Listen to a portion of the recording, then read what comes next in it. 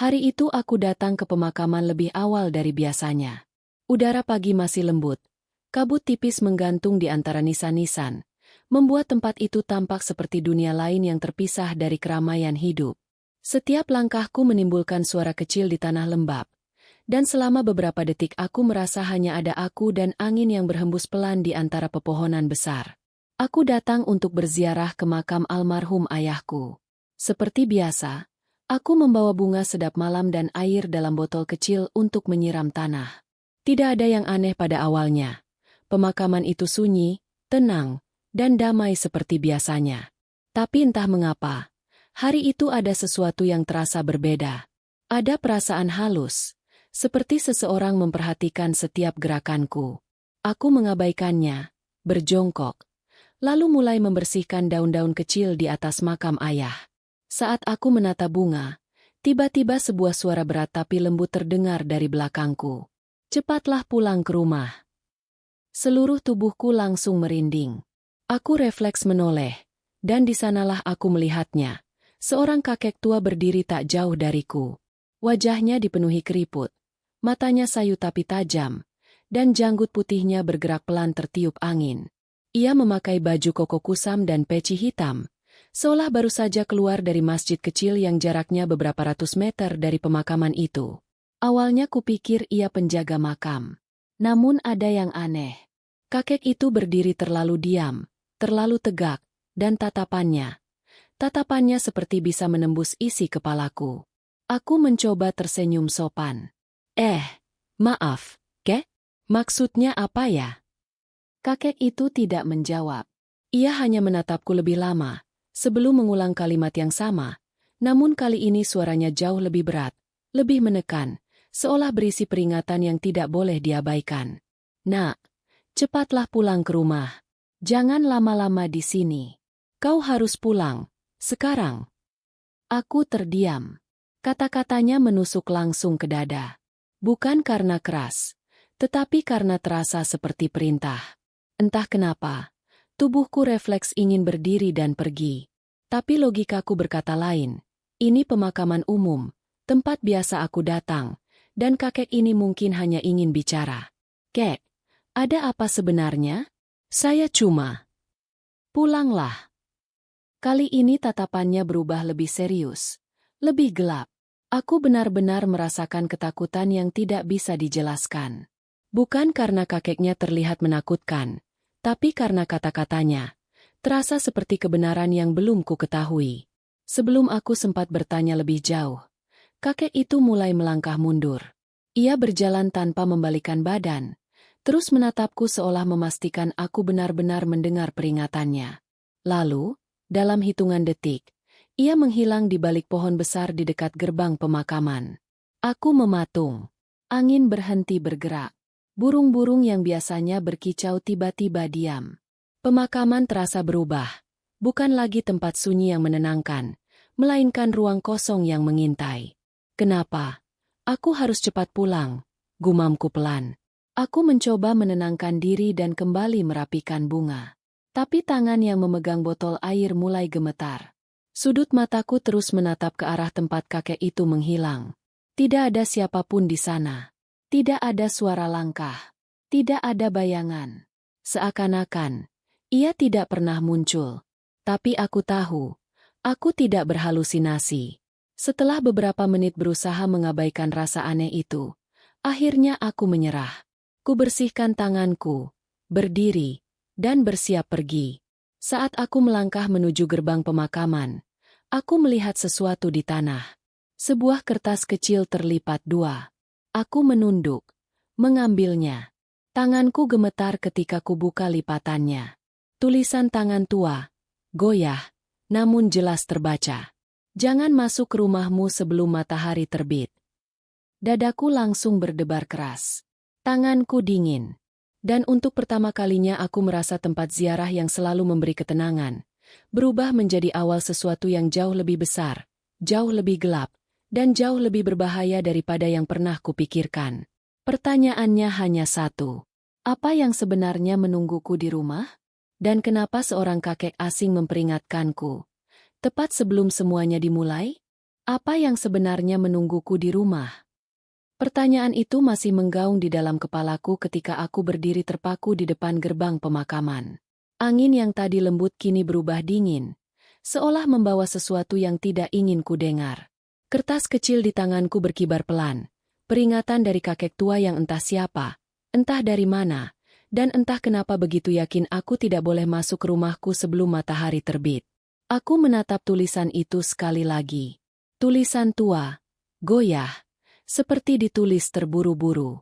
Tapi yang membuatku gemetar bukan goresannya, melainkan kalimatnya yang terasa terlalu spesifik, terlalu personal, seolah ia tahu sesuatu tentang rumahku yang bahkan aku sendiri tidak tahu. Aku mulai berjalan menuju tempat parkir. Setiap langkah terasa berat, seakan tanah menarikku agar tidak pulang. Di sepanjang jalan keluar pemakaman, suasana makin aneh. Lampu-lampu taman yang biasanya terang kini berkedip-kedip. Sebagian bahkan mati total. Pohon-pohon besar berdiri kaku. Rantingnya berayun pelan seperti sedang memperingatkan sesuatu. Saat aku sampai di dekat gerbang utama, aku berhenti tiba-tiba. Ada seseorang berdiri di luar pagar. Siluetnya kecil, seperti perempuan. Rambutnya tergerai panjang, tubuhnya membelakangiku. Ia tidak bergerak sama sekali.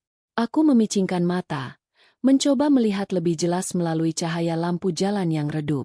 Tapi sebelum aku sempat memastikan itu siapa, perempuan itu berubah posisi, sangat perlahan, menoleh sedikit ke samping.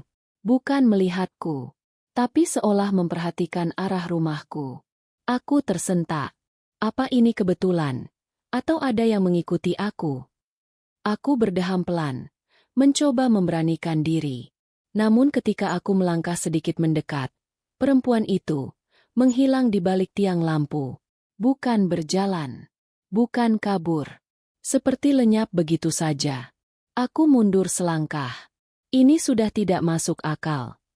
Dengan napas berkejaran, aku menuju motor dan langsung menyalakan mesin.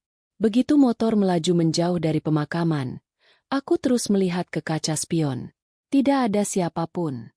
Tidak ada bayangan. Tidak ada kakek tua. Tidak ada perempuan misterius. Tapi rasa tidak aman itu tetap ada. Seakan ada mata yang mengikuti dari kejauhan. Setengah perjalanan menuju rumah, aku mulai merasa semakin gelisah. Langit mendung, jalanan sepi, dan suara mesin motor yang biasanya menenangkan justru terdengar seperti napas berat yang mengejarku dari belakang. Ketika aku melewati perempatan kecil dekat rumah, aku melihat sesuatu yang membuatku memelankan motor secara refleks. Lampu teras rumahku menyala. Itu bukan hal aneh. Tapi yang membuat dadaku tercekat adalah jendela ruang tamu sedikit terbuka. Padahal aku yakin, sebelum berangkat ke pemakaman tadi, semua jendela sudah kututup rapat. Rumahku bukan besar, tapi cukup rapi. Aku sangat hafal kebiasaan kecil seperti itu.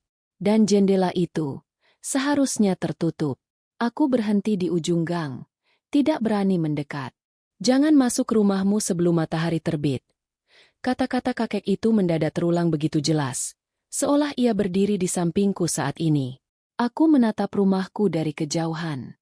Dari luar, rumah itu tampak biasa. Tidak ada tanda-tanda aneh. Tidak ada bayangan. Tidak ada suara. Tapi justru itu yang membuatku takut. Terlalu normal. Terlalu tenang, padahal firasatku berteriak ada sesuatu yang salah. Lalu tiba-tiba, teleponku bergetar.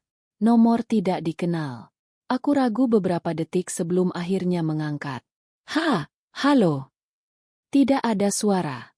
Hanya embusan napas pelan di seberang. Siapa? Kalau bercanda jangan bek. Tiba-tiba, suara itu bicara. Suara laki-laki tua. Sangat mirip dengan suara kakek di pemakaman. Nak, jangan turun dari motor. Dengarkan baik-baik. Aku membeku di tempat. Kakek yang tadi. Suara itu tidak menjawab langsung. Kemudian ia berkata dengan nada rendah, seperti sedang menahan ketakutan yang jauh lebih besar dari ketakutanku. Apapun yang terjadi, jangan mendekat ke rumah itu. Darahku serasa berhenti mengalir. Kenapa? Apa yang ada di dalam? Angin malam berembus kuat, membuat daun-daun di pinggir jalan berbisik tak nyaman. Suara di telepon itu bergetar, seperti seseorang yang sudah kehabisan waktu untuk menjelaskan. Karena rumah itu bukan rumahmu malam ini. Napas panjangku tercekat. Apa maksudnya? Bukan rumahku. Suara itu menurun, namun makin jelas, makin menusuk. Rumahmu sedang ditempati sesuatu. Sesuatu yang tidak boleh kau lihat. Dan jika kau masuk sebelum waktunya, kau tidak akan keluar lagi. Aku tidak bisa bergerak, tidak bisa bicara, tidak bisa bernapas. Kakek itu melanjutkan, lebih pelan, lebih tegas. Nak, percayalah, ada alasan kenapa aku muncul di depan makam ayahmu. Kau harus menjauh dari rumah itu. Malam ini adalah malam pertama. Malam pertama apa? Aku berbisik. Telepon itu mendadak penuh suara statis. Lalu suara yang pelan tapi jelas. Malam ketika pintu itu mulai terbuka. Sambungan telepon putus. Aku membeku. Lampu rumahku berkedip. Dan jendela yang tadi hanya terbuka sedikit, kini terbuka lebih lebar. Ada sesuatu bergerak di balik tirai. Tanpa suara. Tanpa bentuk. Tapi aku melihatnya. Dan malam itu, untuk pertama kalinya dalam hidup, aku merasakan ketakutan yang bukan berasal dari apa yang terlihat, melainkan dari apa yang belum sempat muncul. Aku berbisik pelan pada diriku sendiri. Kalau begitu, apa yang sebenarnya tinggal di dalam rumahku? Dan kenapa kakek itu tahu sebelum aku mengetahuinya? Kalau begitu, apa yang sebenarnya tinggal di dalam rumahku? Pertanyaan itu berputar-putar di kepalaku ketika aku masih mematung di atas motor. Beberapa meter dari rumah yang selama ini kukira tempat paling aman di dunia. Angin malam berembus semakin kencang, membuat suara gesekan daun terdengar seperti bisikan-bisikan kecil yang memaksaku pergi, atau mungkin memaksaku melihat. Lampu teras rumahku kembali berkedip. Kali. 2 kali. Lalu stabil. Namun yang membuatku benar-benar merinding adalah tirai ruang tamu yang tadi bergerak sedikit. Kini, berayun pelan, seperti ada seseorang, atau sesuatu, yang sedang mengintip dari baliknya. Aku menelan ludah. Napasku memburu. Tidak mungkin ada orang di dalam. Gumamku pelan. Aku mengunci pintu. Semua jendela tertutup rapat sebelum aku pergi. Tapi kenyataannya berbeda. Jendelanya terbuka. Tirai bergerak, dan ada bayangan yang tadi kulihat jelas, meski samar, seperti seseorang berjalan perlahan di dalam rumahku. Aku mencoba menenangkan diri. Mungkin itu maling, atau hewan masuk. Aku mencoba meyakinkan diri. Tapi kalimat itu langsung tercabik oleh suara kakek di telepon yang masih bergema kuat. Rumahmu sedang ditempati sesuatu. Malam ini adalah malam pertama. Aku merinding hebat. Malam pertama dari apa? Aku menatap jam di ponselku. Pukul 00.47. Masih jauh sebelum matahari terbit.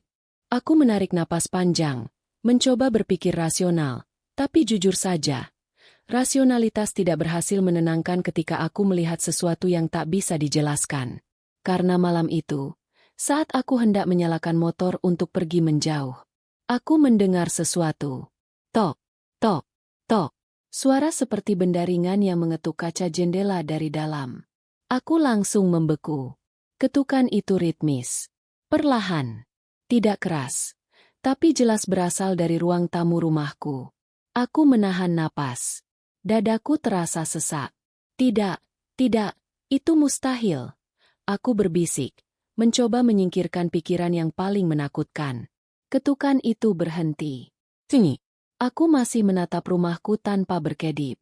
Hanya angin yang bergerak, tapi jendela ruang tamu tidak lagi bergerak.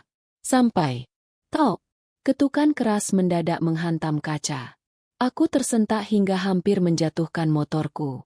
Dan kemudian, yang membuatku hampir kehilangan suara, adalah kemunculan sebuah tangan. Ya, tangan, di balik tirai. Tangan itu pucat. Seperti tangan orang tua. Jari-jarinya panjang, menekan kaca dari dalam, seolah menandai kehadirannya tanpa malu-malu. Aku mundur sedikit dengan motor, Meski jarak 20 meter dari rumah terasa tidak cukup jauh. Siapa? Suaraku tercekat.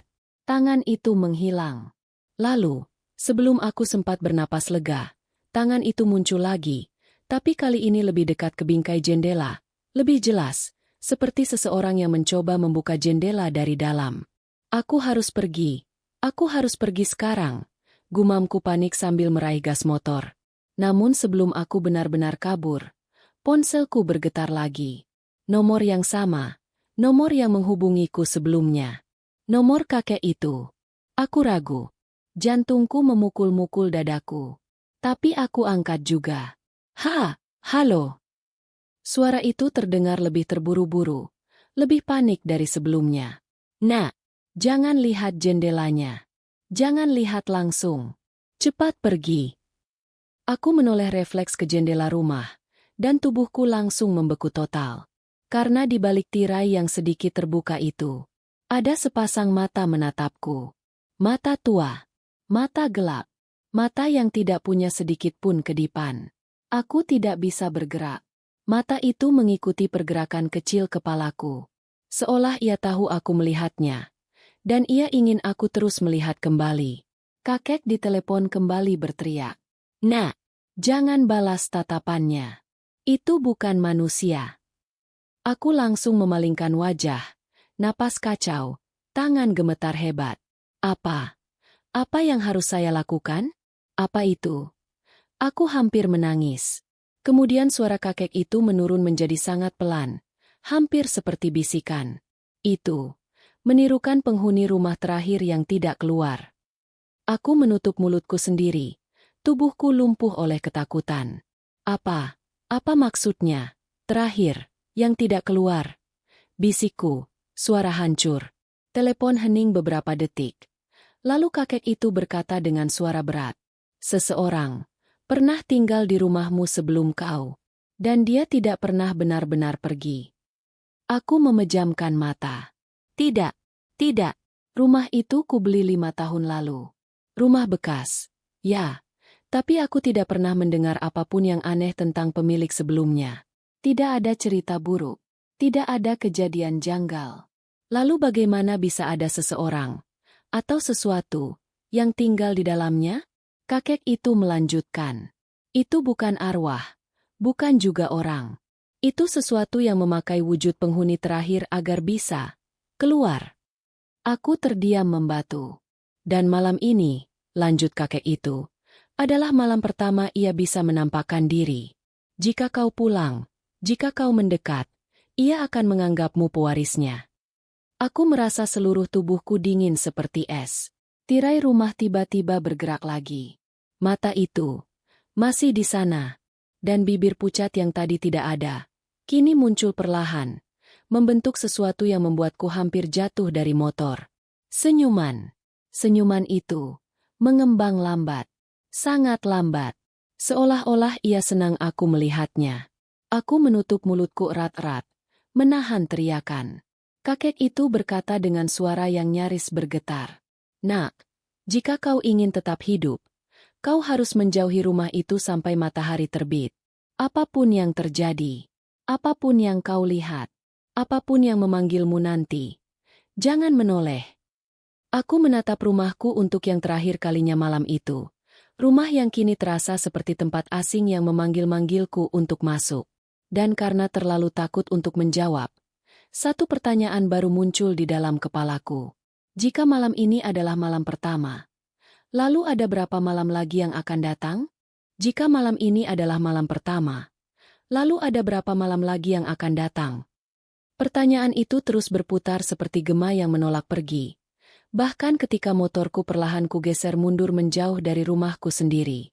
Jantungku masih berdetak kacau, napas tidak teratur, dan seluruh tubuhku seperti ditarik oleh ketakutan yang menempel erat. Rumahku berdiri di ujung gang dengan wajah yang berbeda. Bayangannya terlihat lebih panjang daripada seharusnya. Tirainya berhenti bergerak, tetapi aku tahu pasti, apapun yang tadi menatapku dari dalam, belum pergi. Ia menunggu. Ia mengikuti, meski tidak pernah bergerak selangkah pun. Aku mencoba mengatur napas. Namun malam itu, Dunia justru semakin gelap. Angin tiba-tiba berhenti. Suara jangkrik lenyap. Dan hanya ada sunyi. Sunyi yang menusuk telinga. Aku mengetatkan pegangan di setang motor. Berusaha fokus. 3 malam? 5 malam? Atau 7? Gumamku lirih. Meski kata-kata itu justru membuatku semakin takut. Kenapa harus ada malam pertama? Apa artinya? Dan apa yang terjadi jika aku tidak selamat melalui semua malam itu? Tiba-tiba, ponselku bergetar lagi. Kali ini, bukan dari nomor kakek itu, melainkan dari nomor rumahku sendiri. Displaynya jelas. Rumah telepon dalam. Aku langsung pucat. Aku tidak pernah mengaktifkan fitur telepon rumah. Bahkan aku tidak punya perangkat telepon kabel apapun di dalam rumah. Tidak mungkin. Bisikku. Telepon itu terus berdering. Kring, kring, kring. Setiap nada seperti memanggil namaku. Aku memalingkan wajah dari rumah. Namun deringnya semakin keras. Seperti berasal dari seluruh arah. Dari depan, dari samping, bahkan dari belakangku. Akhirnya aku mengangkat dengan tangan gemetar. Halo? Tinggi. Lama.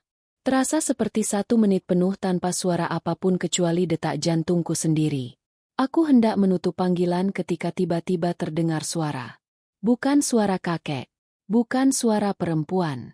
Bukan pula suara laki-laki. Melainkan suara anak kecil. Sangat pelan. Sangat dekat. Seakan berbisik tepat di belakang telingaku. Kakak, pulanglah. Aku langsung memalingkan wajah ke belakang dengan cepat. Tidak ada siapapun.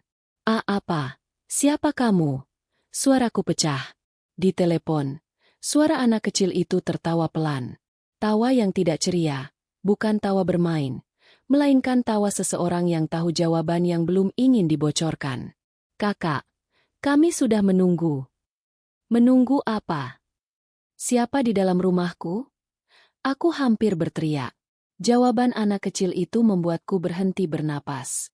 Kami, keluarga kakak dulu. Tubuhku langsung lemas. Kak, keluarga? Maksudmu keluarga siapa? Tidak ada siapapun tinggal sebelum saya. Anak kecil itu kembali tertawa. Ada. Tapi mereka tidak keluar saat terakhir pintunya dibuka. Aku membeku. Tiba-tiba suara anak kecil itu berubah. Lebih serak. Lebih tua. Lebih menyerupai suara kakek tadi. Nak, jangan dengarkan mereka. Aku terpaku. Kekek. Itu kakek. Pergi dari sana sekarang. Jangan dekatkan motor ke rumahmu. Jangan berhenti. Jangan dengarkan suara anak-anak itu. Malam ini baru permulaan. Jika kau tinggal di sana, mereka akan menjemputmu tepat saat matahari terbenam besok. Aku mencoba bernapas, tapi paru-paruku seperti terkunci. Kenapa saya? Kenapa rumah saya? Lalu kakek itu bicara lebih lambat, lebih berat, seperti baru saja mengungkap rahasia yang disembunyikan terlalu lama. Karena rumah itu pernah digunakan sebagai tempat menyimpan mereka. Mereka yang tidak diizinkan keluar. Dan malam pertama adalah malam ketika pintu lama mulai terbuka kembali. Aku menahan air mata. Kenapa saya tidak pernah diberitahu? Suara kakek itu terdengar jauh lebih tua dibanding sebelumnya. Karena seharusnya rumah itu tidak dijual. Tidak untuk siapapun. Hening. Kemudian ia menambahkan, dengan suara yang hampir tenggelam. Termasuk pemilik barunya. Aku merasa seluruh tubuhku membeku. Aku melihat ke arah rumahku sekali lagi. Dan tepat saat itu, lampu teras mati. Lalu menyala lagi. Tapi kali ini bukan warna kuning hangat seperti biasanya. Lampu itu memancarkan cahaya putih pucat. Seperti lampu pabrik tua yang sudah rusak. Tirai bergerak sedikit. Bayangan tadi muncul lagi. Namun kini lebih tinggi. Lebih jelas. Seperti seseorang berdiri di balik tirai, menatap lurus ke arahku, dengan postur yang tidak manusiawi. Aku menjauh dengan motor. Perlahan. Tidak berani menoleh. Kakek itu kembali berkata, "Nak, jangan kembali ke rumah itu sampai malam ketiga berakhir." Aku terkejut. 3 malam. Apa yang terjadi setelah malam ketiga? Kakek itu diam lama. Sangat lama. Lalu ia akhirnya berkata, "Jika kau masih hidup sampai malam ketiga, maka mereka akan menunjukkan siapa yang sebenarnya tinggal di rumah itu sejak awal." Aku tersentak, hampir menjatuhkan ponselku. Siapa? Siapa yang tinggal di rumah itu? Kakek itu menarik napas panjang, seolah kalimat berikutnya bahkan sulit baginya sendiri. Seseorang yang pernah dikeluarkan dari dunia ini, tapi tidak pernah rela pergi. Aku gemetar hebat. Siapa? Siapa dia? Tanyaku dengan suara pecah. Kakek itu menjawab dengan suara yang sangat pelan, sangat patah, dan penuh ketakutan tua yang ia pendam bertahun-tahun. Dia, pemilik rumah sebenarnya. Malam itu, aku melaju menjauh dari rumahku, sementara bayangan itu tetap menatap tanpa bergerak dari balik jendela. Dan untuk pertama kalinya, aku sadar bahwa rumahku, tempat aku tidur, makan, dan hidup selama 5 tahun terakhir, bukan milikku. Aku hanya menumpang di dalamnya. Dan pemiliknya baru saja bangun. Aku hanya menumpang di dalamnya. Dan pemiliknya baru saja bangun. Kalimat itu terus menggema di kepalaku selama motor melaju menjauh dari rumahku. Jalanan yang biasanya terasa aman kini berubah seperti lorong panjang tanpa ujung yang terus mengikutiku. Seakan malam itu punya mata dan mengikuti napasku. Angin malam menerpa wajahku, tapi bukannya menyejukkan, justru terasa seperti peringatan. Aku akhirnya berhenti di dekat warung 24 jam yang sudah lama tutup. Tempat itu cukup jauh dari rumah, tapi cukup dekat untuk tetap melihat ujung gangku dari kejauhan. Tanganku gemetar begitu parah hingga sulit mematikan mesin motor. Pemilik rumah yang sebenarnya, gumamku pelan. Kalau begitu, siapa aku selama ini tinggal bersama? Pertanyaan itu membuat dadaku terasa sesak. Aku berusaha mengatur napas, mencoba mengingat setiap malam yang pernah kulewati di rumah itu. Apakah ada tanda-tanda? Apakah aku pernah mendengar suara, melihat sesuatu, atau merasakan kehadiran? Dan tiba-tiba, ingatan lama muncul, ingatan yang selama ini kupaksakan untuk kulupakan. Malam ketika aku pertama kali pindah ke rumah itu. Aku ingat jelas. Ketika aku tidur, aku mendengar suara langkah kecil dari dapur. Langkah pelan, seperti seseorang berjalan tanpa alas kaki. Aku pikir itu hewan. Tapi tidak ada hewan di rumah waktu itu. Lalu, malam berikutnya, pintu lemari dapur terbuka sendiri. Aku menganggapnya karena engsel tua. Namun sejak itu, aku selalu merasa seperti ada seseorang yang mengamatiku dari sudut ruangan. Aku selalu menepis semua itu. Sugesti, kataku waktu itu. Tapi sekarang semuanya terasa masuk akal. Dengan cara yang paling menakutkan. Ponselku bergetar pelan. Kakek itu menelepon lagi.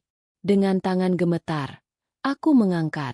"Kek, apa sebenarnya yang terjadi? Tolong jelaskan semuanya."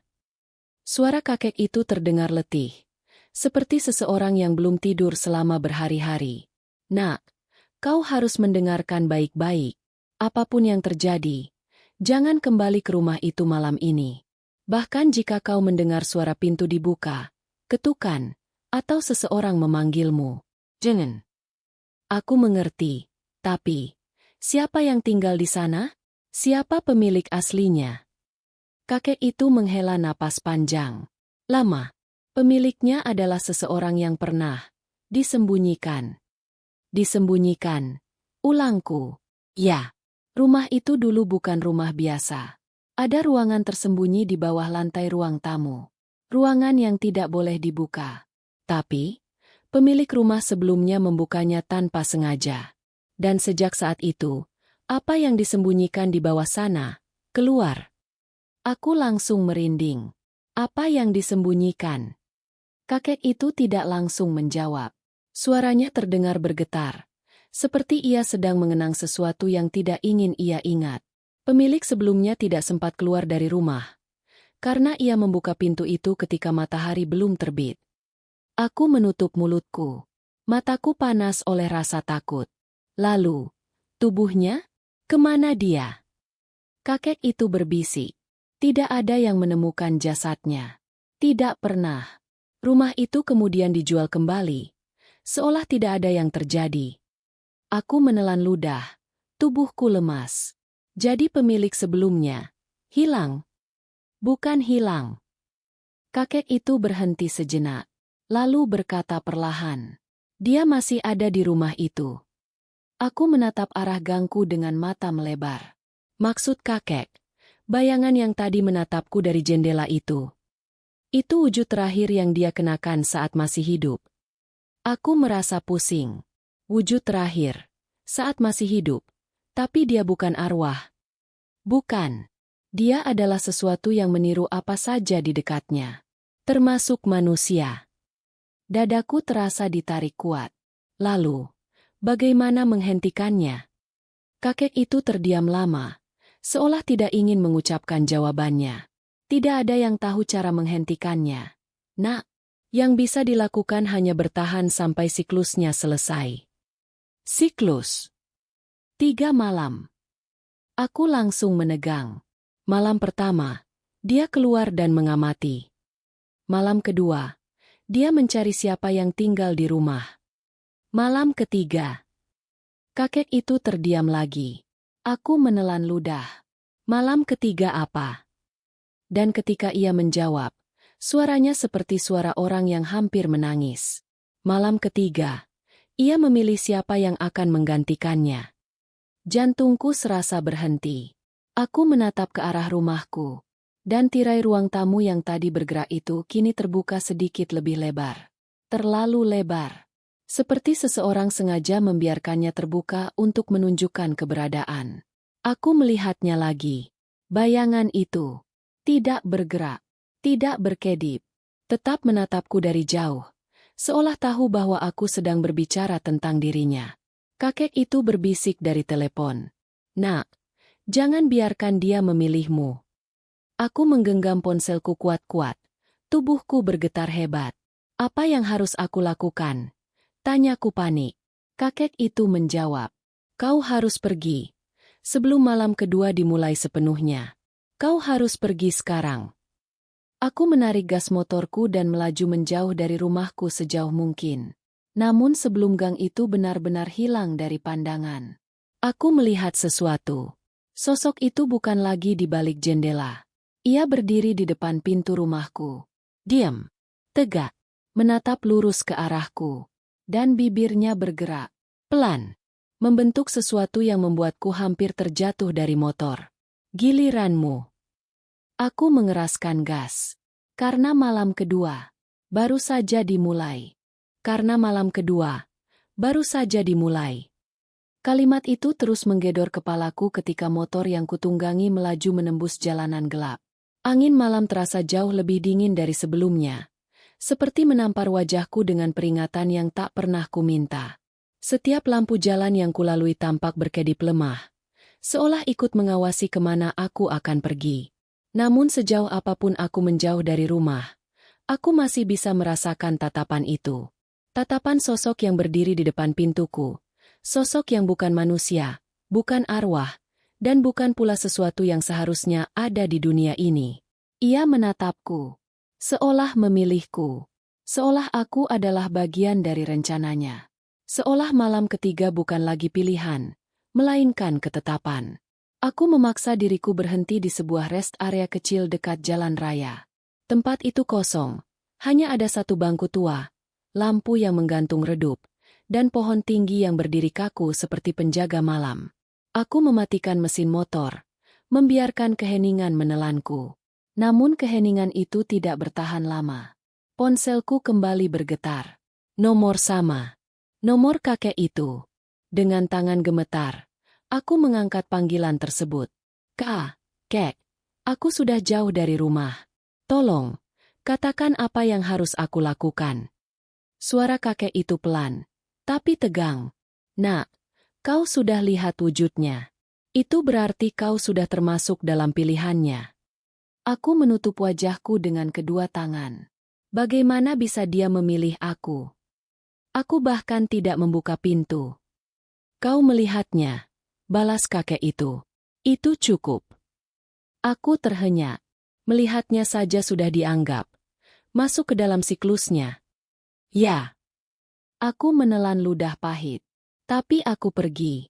Aku tidak kembali ke rumah. Itu menunda. Bukan menyelamatkan. Dadaku mendadak terasa berat. Lalu, apa yang terjadi pada malam ketiga? Kali ini kakek itu diam lama. Sangat lama. Seakan ia sedang menimbang apakah aku siap mendengar kebenaran atau tidak. Aku akhirnya berkata pelan. Kek, tolong. Saya butuh tahu. Suara kakek itu terdengar pecah. Bukan karena gangguan sinyal, tapi karena ketakutan yang nyata. Malam ketiga adalah malam ketika pintu lama itu terbuka sepenuhnya. Ia akan memilih tubuh baru agar bisa meninggalkan rumah itu. Aku gemetar. Tubuh baru. Maksudnya siapa? Sesuai pilihannya. Dan setelah malam kedua, kau adalah pilihan terkuat. Aku bangkit berdiri spontan. Rasa takut merayap hingga ke tulang. Tidak, tidak, aku tidak bisa. Dengarkan saya dulu. Suara kakek itu mendadak keras. Kau masih bisa selamat. Asal kau lakukan satu hal. Apa? Kau harus kembali ke rumah itu. Tubuhku langsung membeku. Apa? Tapi kakek bilang aku jangan kembali. Benar. Malam pertama dan malam kedua kau tidak boleh kembali. Tapi pada malam ketiga, kau harus.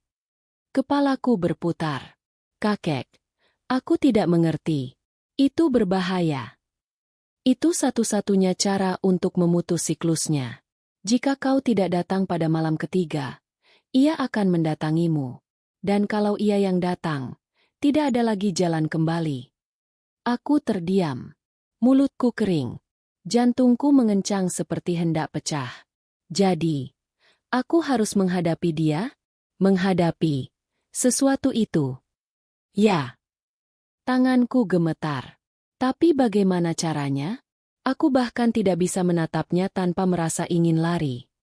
Kakek itu menghembuskan napas berat. Ada sesuatu di rumah itu yang harus kau lihat. Sesuatu yang hanya muncul pada malam ketiga. Itu yang menentukan apakah kau yang terpilih atau bukan. Apa itu sesuatu, Kek? Kakek itu menjawab perlahan. Cermin. Aku mengerutkan dahi. Cermin. Ya, cermin lama yang tertutup lemari ruang tamu. Kau harus berdiri di depan cermin itu saat malam ketiga lewat tengah malam. Di sana, kau akan tahu apakah yang dipilih adalah dia atau dirimu. Aku tak mampu berkata-kata. Dan jika yang dipilih adalah aku, bisikku akhirnya. Jawaban kakek itu membuat bulu kuduku berdiri. Maka kau harus tetap berdiri. Jangan bergerak. Jangan menoleh. Karena jika kau bergerak, ia akan masuk ke dalam bayanganmu. Aku terduduk lemas di bangku rest area. Aku tidak yakin bisa melakukannya. Kau harus. Atau semuanya akan berakhir malam ini. Apa maksud kakek? Semuanya berakhir. Kakek itu menjawab dengan suara bergetar. Jika ia sampai keluar dari rumah itu dengan tubuh baru, maka ia akan mencari keluargamu. Hatiku seperti dihancurkan. Aku tinggal sendirian. Siapa yang ia cari? Hening. Kek, siapa yang ia cari? Baru setelah beberapa detik panjang, kakek itu menjawab. Ia mencari garis darah pemilik rumah pertama. Aku menegakkan tubuh. Jantungku memburu. Kakek, apa maksudnya? Suara di telepon terdengar patah. Hampir seperti seseorang menahan tangis. Nak, kau tidak pernah membeli rumah itu secara kebetulan. Aku mengernyit. Maksudnya? Rumah itu dijual khusus untukmu. Karena kau. Jantungku hampir berhenti. Adalah keturunan asli pemiliknya. Dunia terasa runtuh. Keturunan pemilik rumah itu? Tapi aku bahkan tidak kenal siapapun yang pernah tinggal di sana. Namun jawaban kakek itu membuatku benar-benar terdiam. Kau kenal, nak? Suasana mendadak membeku. Pemilik rumah pertama adalah ayahmu. Suara itu memecah seluruh pertahananku. Aku berdiri terpaku. Tubuhku gemetar tidak terkontrol. Ah, ayahku? Ayahku pemilik rumah itu? Ayahku, yang makamnya kudatangi pagi tadi? Ayahku, yang tidak pernah cerita soal masa lalu? Lalu kakek itu menambahkan, dengan suara yang paling pelan, paling menusuk, paling menghancurkan. Dan yang tinggal di dalam rumah itu sejak awal, adalah seseorang yang ayahmu sembunyikan. Aku hampir jatuh. Siapa seseorang itu? Kenapa disembunyikan? Kenapa aku yang menjadi pewaris? Namun sebelum aku sempat bertanya lagi, suara langkah terdengar dari belakangku. Langkah perlahan, berirama, mendekat. Aku membalikkan badan pelan. Dan di bawah cahaya redup rest area, ada sosok berdiri sebagian dalam bayangan. Sosok tinggi, diam, tegak. Dan ketika ia maju setengah langkah, aku melihat wajahnya. Wajah yang tadi menatapku dari jendela. Wajah yang mirip ayahku, namun bukan ayahku. Dan bibirnya bergerak pelan. Sudah waktunya pulang. Malam ketiga baru akan tiba. Dan ia sudah menjemputku. Malam ketiga baru akan tiba. Dan ia sudah menjemputku. Kalimat itu terpatri di dadaku. Begitu dalam sampai rasanya napasku tertahan. Sosok itu berdiri hanya beberapa meter dariku. Sebagian wajahnya tersembunyi dalam bayangan pohon besar rest area. Namun bagian wajah yang terlihat sudah cukup membuat seluruh tubuhku menolak bergerak. Wajah itu mirip ayahku. Tapi bukan ayahku. Itu seperti melihat kenangan masa kecil yang dirangkai ulang oleh sesuatu yang tidak pernah mengenal manusia. Ia tidak berkedip, tidak tersenyum, tidak bernapas. Namun bibirnya tetap bergerak perlahan, mengulang kata yang memecahkan seluruh keberanianku. Pulanglah. Aku mundur setengah langkah, namun kakiku gemetar keras seperti tidak bisa menahan berat tubuhku sendiri. Siapa kau? Tanyaku dengan suara yang hampir hilang. Sosok itu tidak menjawab. Ia hanya melangkah keluar dari bayangannya, pelan sekali. Dan ketika wajahnya terkena cahaya lampu rest area yang redup, aku merasa dunia berhenti. Wajah itu menyerupai ayahku dari foto lama. Tapi matanya kosong. Benar-benar kosong.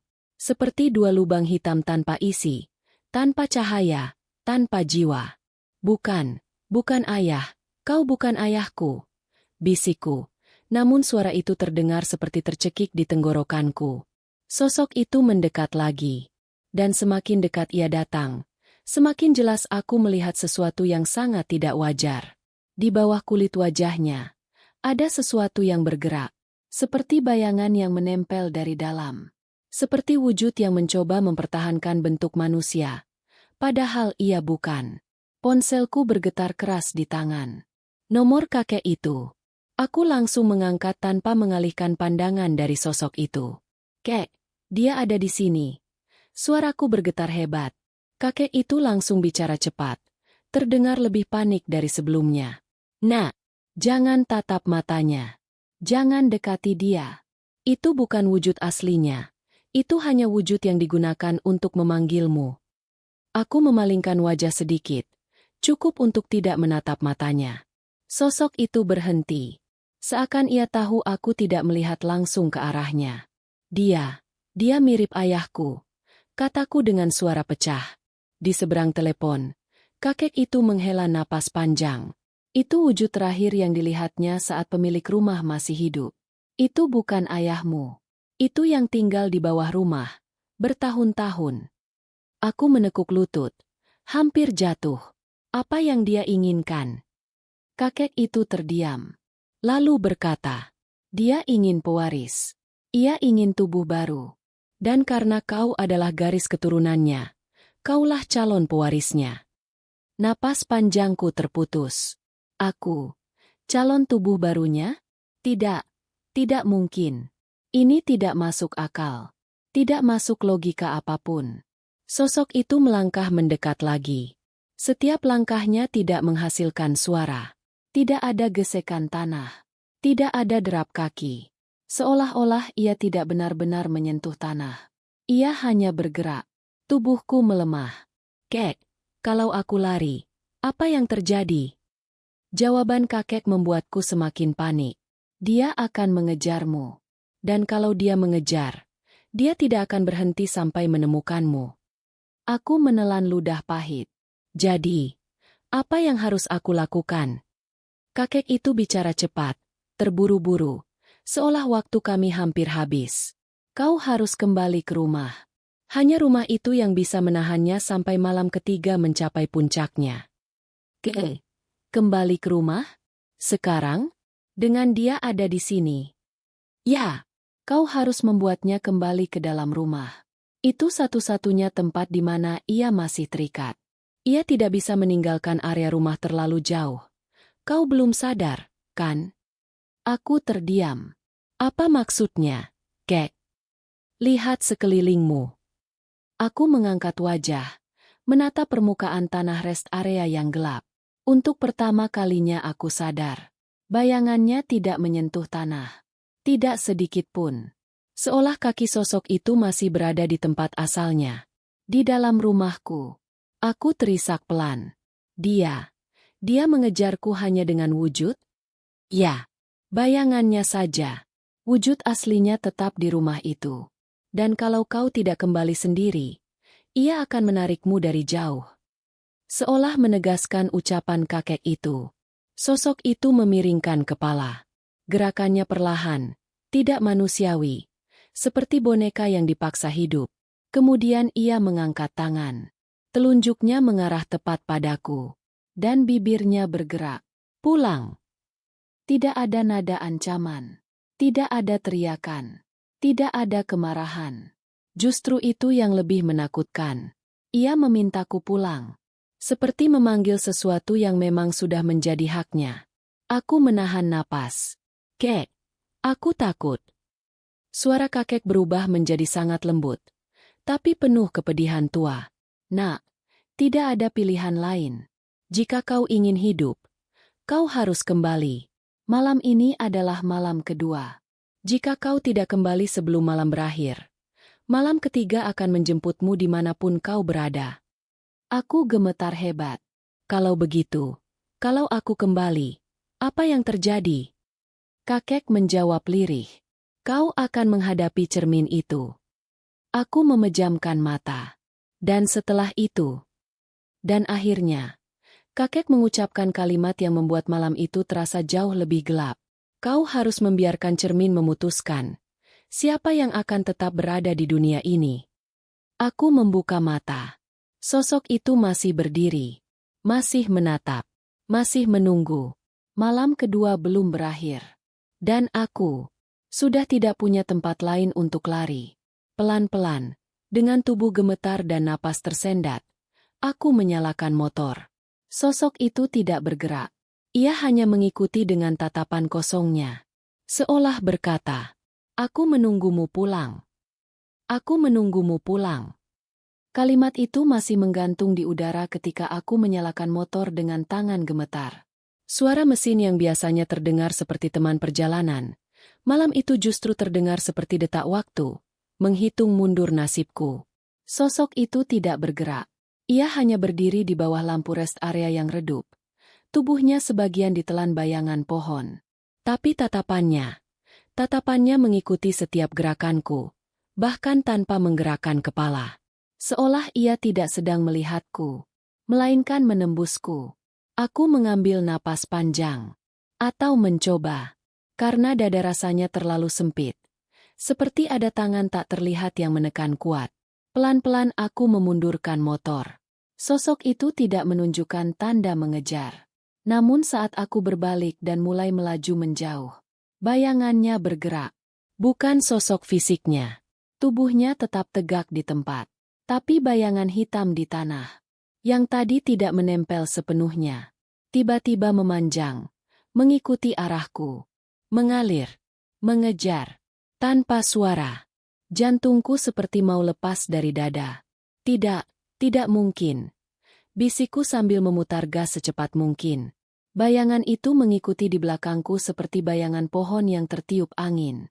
Tidak ada bentuk jelas. Tapi aku tahu itu berasal darinya. Seolah ia sedang berkata, "Kalau kau tak mau pulang sendiri, aku akan menarikmu pulang." Aku memacu motor menembus gelapnya jalan raya. Angin malam memukul wajahku keras, membuat mataku berair.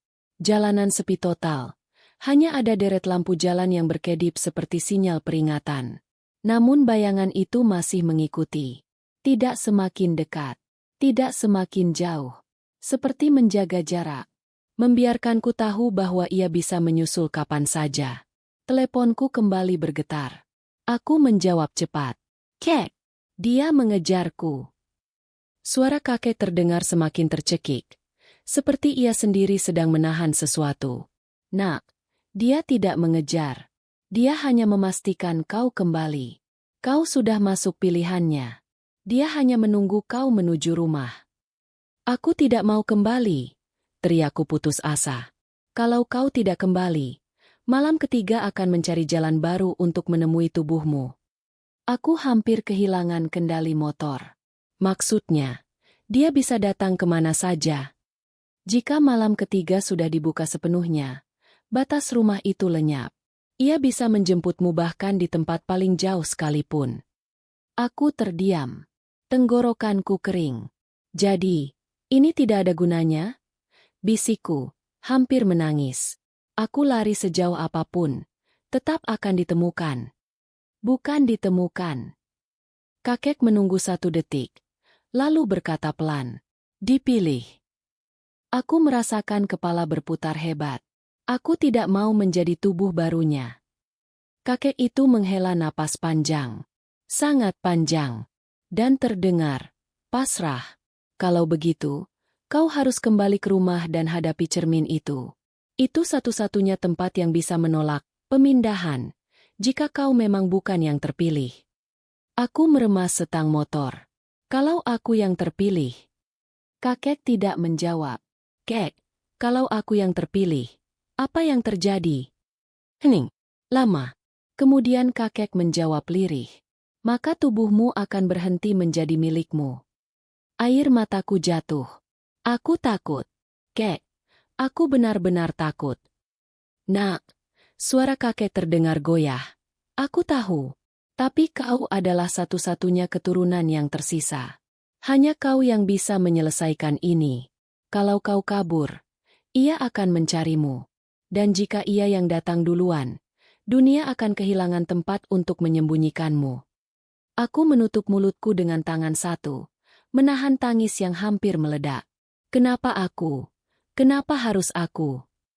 Jawaban kakek membuat bulu kuduku meremang. "Karena ayahmu tidak menyelesaikannya. Dan kau, pewaris pintu yang belum tertutup." Aku memejamkan mata. Di depan, jalan menuju gang rumahku sudah terlihat. Aku ingin berbelok, lari sejauh mungkin. Tapi bayangan panjang di belakangku semakin merapat, seperti memberi isyarat. "Lewati gang itu, kau tidak akan selamat malam ini." Aku menggigit bibir, menoleh sedikit. Dan saat itu aku melihatnya. Sosok itu masih berdiri di rest area. Tapi bayangannya sudah hampir menyentuh roda belakang motorku. Aku merinding sampai punggung. Pelan-pelan, aku memutar motor masuk ke gang rumahku. Bayangan itu melengkung mengikuti, masuk bersamaku. Lampu gang redup, angin berhenti, dan suasana begitu sunyi hingga aku bisa mendengar detak jantungku sendiri. Rumahku berdiri beberapa meter di depan. Masih gelap, masih diam. Namun, tirai jendelanya kini terbuka sepenuhnya. Seolah rumah itu berkata, "Akhirnya kau pulang." Dengan napas terputus-putus, aku menyandarkan motor.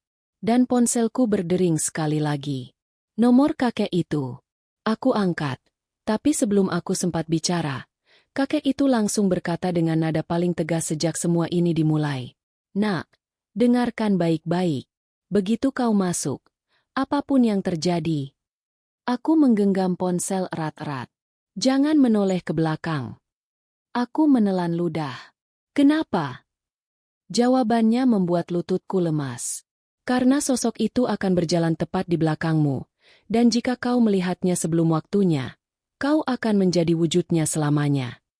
Aku meneteskan air mata. Masuklah saat detik ini, kata kakek. Malam kedua hampir selesai. Kau harus menyambut malam ketiga di dalam rumah. Hanya begitu kau bisa bertahan. Aku mengangguk meski kakek tidak bisa melihat.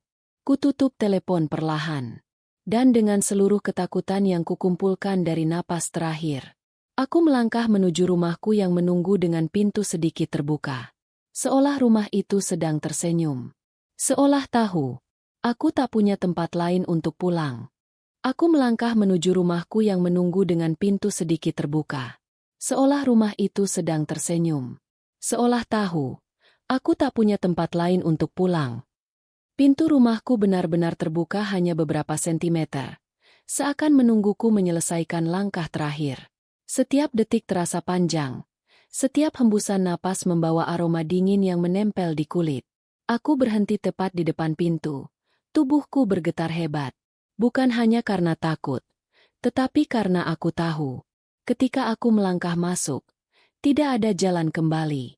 Aku menarik napas panjang, mengumpulkan sisa keberanian yang hampir habis. Lalu, aku masuk. Begitu kakiku melewati ambang pintu, hawa dingin menyergap keras. Seperti ruangan itu menghisap seluruh kehangatan tubuhku. Lampu ruang tamu mati. Padahal tadi aku yakin sempat menyala. Dan yang lebih membuatku hampir pingsan adalah pintu menutup sendiri di belakangku. Perlahan, tanpa suara. Dan aku teringat peringatan kakek. Apapun yang terjadi, jangan menoleh ke belakang. Aku menggigil. Suara napasku sendiri terdengar terlalu keras. Aku bisa merasakan sesuatu di belakangku. Sesuatu yang besar, tinggi, dan diam. Namun aku tidak berani memastikan. Aku melangkah ke tengah ruang tamu tanpa menoleh. Ruangan itu tampak seperti selalu, namun dengan nuansa yang benar-benar berbeda.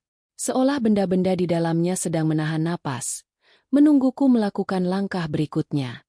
Aku menatap lemari tua di sudut ruangan. Lemari itu, yang katanya menyembunyikan sebuah cermin. Cermin yang akan menentukan siapa yang terpilih. Cermin yang menentukan hidup atau sesuatu yang lebih gelap dari itu. Aku mendekat dengan langkah berat. Lantai seperti berubah lebih lengket. Seakan ada tarikan tak terlihat memanggilku lebih dekat. Tanganku gemetar ketika berada tepat di depan lemari. Ini dia, gumamku lirih. Aku memegang gagang lemari. Dan tepat saat aku menyentuhnya, suara langkah lembut terdengar di belakangku. Bukan suara kaki manusia. Tidak ada ketukan tumit. Hanya suara gesekan halus. Seperti sesuatu melayang beberapa sentimeter dari lantai. Aku menelan ludah. Tidak boleh menoleh. Tidak boleh menoleh. Tidak boleh menoleh. Peringatan kakek menggema di kepalaku. Dengan napas terputus-putus, aku membuka lemari itu perlahan. Ceria! Hawa lebih dingin keluar dari dalamnya. Dan di dalam lemari itu, terpampang sebuah cermin besar dengan bingkai kayu hitam. Bingkainya retak di beberapa sisi, namun permukaan kacanya terlampau bersih. Seolah seseorang atau sesuatu sengaja menjaganya tetap terang. Aku menatap cermin itu. Namun yang membuat jantungku hampir berhenti adalah pantulan yang muncul, bukan pantulanku. Aku berdiri di depan cermin.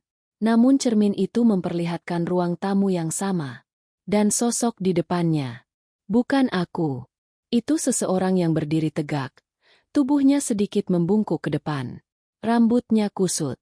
Wajahnya pucat. Dan matanya. Mata itu kosong, hitam, dalam. Ia memakai pakaian lusuh. Pakaian yang tak pernah aku miliki. Aku. Suaraku tercekat. Siapa itu? Sosok dalam cermin mulai mengangkat tangan pelan. Aku tidak bergerak. Namun tangannya bergerak lebih cepat. Lebih cepat daripada gerakanku yang bahkan belum terjadi. Sesuatu di belakangku mulai mendekat.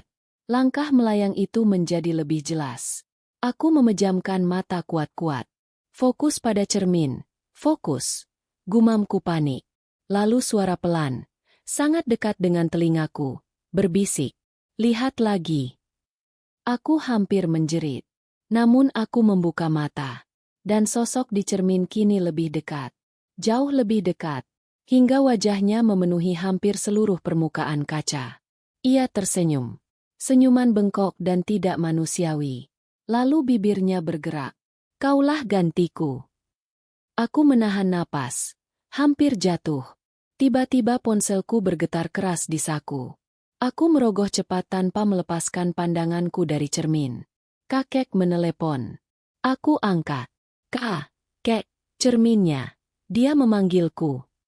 Kakek itu berteriak. Jangan jawab dia. Jangan bicara dengan bayangannya. Lihat dirimu di cermin. Bukan dia. Aku menatap cermin lagi. Tapi sosok itu menutup seluruh permukaan kaca. Ia merenggangkan bibirnya lebih lebar. Rahangnya bergerak tidak wajar seperti tulang yang tidak seharusnya bisa melentur. Masuklah. Punggungku terasa ditarik. Seperti angin kuat menyeretku ke belakang. Aku memejamkan mata. Meraung panik. Kek! Dia menarik aku. Dia menarik tubuhku. Suara kakek menjadi sangat pelan. Tetapi penuh kekuatan yang menembus seluruh ketakutanku. Nak, dengarkan aku. Cermin itu tidak menunjukkan masa depanmu. Cermin itu hanya meniru keinginan terdalam dari sesuatu yang ingin menggantikanmu. Aku bergetar hebat. Lihat pantulan sebenarnya. Lanjut kakek. Jangan lihat dia. Lihat dirimu sendiri. Temukan siapa yang benar-benar ada di cermin. Dan saat kau menemukannya, katakan namamu. Aku menggigit bibir. Mataku terbuka perlahan. Dan sosok itu menghilang. Kini cermin hanya memperlihatkan ruang tamu. Tapi, masih tidak ada diriku di dalam cermin. Tidak ada pantulanku. Hanya ruangan kosong. Aku menahan napas. Nak, kata kakek pelan. Jika kau tidak muncul di cermin, itu berarti dia sedang mencoba mengambil tempatmu sepenuhnya. Aku meneteskan air mata. Bagaimana aku mengembalikan pantulanku? Teriakku. Kakek menjawab. Katakan namamu sendiri. Dengan tegas. Aku membuka mulut. Tapi sebelum kata apapun keluar, sesuatu menyentuh pundak kiriku dari belakang. Dingin. Lembut. Tapi terlalu panjang untuk disebut tangan manusia. Aku tersentak. Hampir menoleh. Namun ku tahan. Dalam panik. Aku menatap cermin. Dan untuk pertama kalinya, aku melihat sesuatu muncul di dalamnya. Bukan sosok asing. Bukan bayangan. Melainkan diriku sendiri. Aku langsung berteriak. Namaku adalah aku. Aku yang asli. Aku yang berdiri di sini. Cermin berguncang keras. Bayangan asing itu tiba-tiba muncul lagi. Tetapi kali ini terputus. Terbelah, bergetar seperti kaca yang retak. Ia menjerit tanpa suara. Lalu pecah. Bukan cerminnya, tapi bayangan itu sendiri. Hancur seperti asap yang tertiup angin. Tarikan di pundakku menghilang. Aku tersungkur ke lantai, terisak dan kehabisan tenaga. Kakek di telepon berbisik. Malam ketiga, baru dimulai. Tapi kau sudah menemukan pantulanmu. Itu langkah pertama. Aku menangis. Kek, apakah semuanya selesai? Kakek menghela napas panjang. Belum, nak. Apa lagi? Aku tidak sanggup. Dan kakek menjawab dengan suara paling berat, paling dalam, paling menakutkan sejak percakapan pertama. Karena setelah bayangannya hancur, wujud aslinya akan muncul. Aku menatap cermin yang kini hanya menampilkan diriku yang ketakutan. Tapi di belakang pantulanku, aku melihat pintu kecil di dinding yang tidak pernah ada sebelumnya. Perlahan terbuka. Dari dalamnya keluar tangan pucat. Lalu lengan. Lalu kepala. Dan wajahnya adalah wajah ayahku. Bukan bayangan. Bukan tiruan. Wujud asli. Dan ia berkata pelan. Nak, akhirnya aku bisa keluar. Nak, akhirnya aku bisa keluar. Kalimat itu mengiris seluruh kesadaranku. Suara itu, suara yang selama bertahun-tahun hanya bisa kudengar lewat ingatan, kini terdengar begitu nyata di belakangku. Getarannya sama, nadanya sama, bahkan keretakan halus di ujung katanya. Sama persis seperti ayahku. Namun justru itulah yang membuatku membatu. Karena ayahku sudah tiada. Aku sendiri yang mengantar jenazahnya. Aku sendiri yang menabur bunga di makamnya pagi tadi. Jadi sosok yang kini merangkak keluar dari pintu mungil di dinding rumahku. Bukan ayahku. Dan itu jauh lebih menakutkan daripada apapun yang pernah kubayangkan. Aku mundur. Punggungku menabrak pinggir meja. Sosok itu semakin keluar. Menyeret dirinya dengan gerakan kaku. Lengan dan bahunya tampak normal. Sampai aku sadar bahwa bayangannya tidak mengikuti tubuhnya dengan tepat. Bayangannya tertinggal sepersekian detik di belakang gerakannya. Seperti sesuatu yang berusaha meniru bentuk ayahku, tetapi belum sempurna. Ayah? Suaraku pecah. Sosok itu berhenti. Lalu ia menunduk, gerakan yang terlalu cepat untuk disebut manusia, dan menatapku dengan mata yang sama sekali tidak mengenal kehidupan. Kau memanggilku ayah. Dadaku terasa seperti diremas. Ayah sudah meninggal, bisikku. Sosok itu tersenyum. Senyum yang bukan milik manusia, bukan milik ayahku. Gusi gelapnya tampak sedikit. Salah bentuk. Kalau begitu, siapa aku? Aku menahan napas. Aku melihat pantulanku di cermin. Gemetar, hancur, namun tetap ada. Dan di sana, pantulan sosok itu tidak ada. Cerminnya hanya menampilkan diriku. Itu berarti satu hal. Wujud yang keluar dari pintu itu adalah bentuk aslinya. Apa yang kau inginkan dariku? Tanyaku lirih. Ia melangkah mendekat. Aku ingin kembali hidup. Tapi tubuhmu rusak. Ia memotong cepat. Wajahnya berkedut dalam sekejap. Seolah kulitnya mencoba mempertahankan bentuk ayahku. Aku tidak punya wadah lagi. Langkahnya semakin dekat. Aku mundur. Tapi ia terus maju. Dan kau, pewaris garis darah terakhir. Aku ingin menjerit. Ingin berlari, ingin menghentikan semua ini. Tapi kakek di telepon berkata satu kalimat yang menghantamku keras.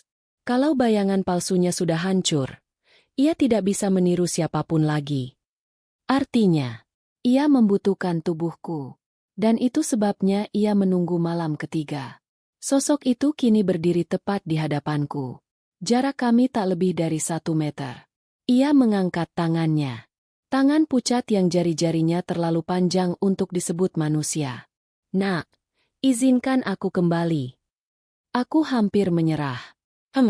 Sampai aku melihat sesuatu. Bayanganku di cermin bergerak berbeda dari tubuhku. Aku menoleh cepat ke cermin. Pantulanku. Menggelengkan kepala sendiri. Tubuhku membeku. Pantulanku menatapku lurus. Kemudian membuka mulut. Jangan biarkan dia menyentuhmu. Sosok itu tersentak marah. Giginya tampak runcing sesaat sebelum ia kembali menutup mulut. Apa? Apa itu tadi? Aku hampir menjerit. Pantulanku tidak hilang. Ia bahkan melangkah maju ke arah kaca. Seakan ingin keluar membantuku. Itu pantulan sebenarnya. Gumamku lirih. Sosok itu semakin murka. Dia bukan dirimu, teriaknya. Namun pantulanku tersenyum tipis, senyum yang menenangkan, berbeda dari senyum mengerikan wujud ayah palsu itu. Pantulanku mengangkat tangan dan menunjuk ke sesuatu. Cahaya kecil di lantai. Aku melihat ke bawah. Cahaya itu berasal dari celah pintu kecil di dinding, pintu tempat sosok itu keluar. Pintu itu masih terbuka sedikit, dan cahaya di dalamnya berdenyut seperti jantung. Pantulanku kembali berkata, tanpa suara, tutup pintunya. Aku terperangah. Kalau aku mendekat, dia akan menangkapku. Sosok itu mendesis. Suara yang tidak seharusnya keluar dari manusia. Keluar dari cermin. Dasar bayangan pemberontak. Pantulanku tidak mundur.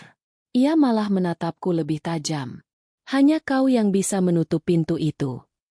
Jika pintunya tertutup sebelum ia menyentuhmu, ia kembali terkurung. Aku memandang pintu kecil itu. Lalu menatap sosok yang kini semakin dekat. Hanya beberapa sentimeter dari wajahku. Aku harus memilih. Tanda silang lari. Dia mengejar. Tanda silang menoleh. Dia masuk ke bayanganku. Tanda silang diam. Dia mengambil tubuhku. Satu-satunya cara adalah melewati dia ke pintu kecil itu. Aku memejamkan mata, menguatkan hati. Lalu, aku meloncat ke arah pintu dalam satu gerakan putusan. Sosok itu meraung, suara paling mengerikan yang pernah kudengar, dan mencoba menerkamku. Namun aku lebih cepat. Aku meraih pintu kecil itu dan dor. Kututup sekuat tenagaku. Begitu pintu menutup, sesuatu menghantam dari dalam dengan keras. Rumahku bergetar, cermin berderak, lampu padam. Dan suara itu, suara bukan manusia, meraung marah dari balik celah pintu yang semakin menyempit. Nak, kau masih punya kewajiban. Aku memegang gagang pintu dengan kedua tangan. Tidak, ini tubuhku, ini hidupku. Teriakku. Celah itu menutup, hingga akhirnya, klak, pintunya terkunci. Rumah kembali sunyi, seperti tidak pernah ada apapun yang muncul darinya. Aku terjatuh ke lantai, menangis, tertawa, menangis lagi. Semua ketegangan terlepas dalam satu tarikan napas panjang. Ponselku berdering. Kakek itu berkata pelan, "Nak, kau berhasil. Kau memilih hidupmu sendiri."